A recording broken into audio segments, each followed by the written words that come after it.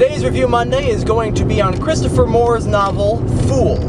Now you might remember that my sister reviewed another Christopher Moore novel, Lamb, which basically told the story of Jesus from a unique point of view. Well, this book follows along in the same vein, except that instead of poking fun at Christianity, it's poking fun at Shakespeare. Fool tells the story of Shakespeare's King Lear from the point of view of the fool. There is actually a fool in the play. He kind of hangs out and makes fun of the king for the first 3 acts and then disappears. This story is told by him. The fool is given a background and a name, Pocket. And Pocket the Fool is not just the fool to the king, he's also kind of orchestrating everything that goes on in the story. To really understand how this story works, you kind of have to know a little bit something about fools. Royal fools, that is. They're not just court jesters, you know, there to do stand-up and juggle and all that sort of thing. That's very much a part of their job. But basically the fool's job, especially in this story, is to make sure that the royalty doesn't take itself too seriously. The fool is the one person in the entire kingdom, the one common person in the entire kingdom who can speak his mind to royalty and not lose his head for it. Though it's not for lack of trying on the part of a good chunk of the nobility.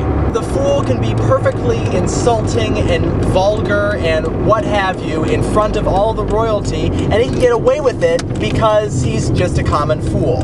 And he can also speak frankly and tell the king and the nobles that they're being stupid when they're being stupid. Of course, the problem with that is that because he's a fool, nobody takes him seriously.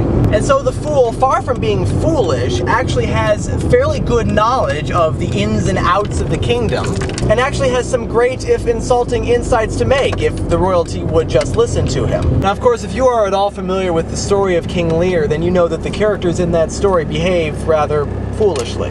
It is a tragedy, but told from the fool's point of view, it's more of, I guess, a black comedy, you would say. Because the aspects of the story are pretty much the same up until the end, but we can write that off as, I don't know, but we can write it off as something. So if you're a Shakespeare purist, you most likely will not enjoy this book.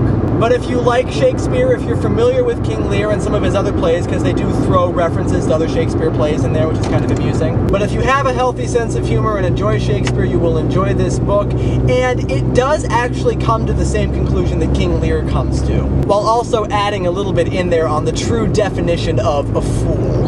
Be warned that this book does contain gratuitous sex, blatant anachronisms, and a liberal use of British curse words from an American writer, so if that sort of thing offends you, then you probably shouldn't read this. So that is that, and this is the end of another Vlog Driver episode. So until next time, see you later.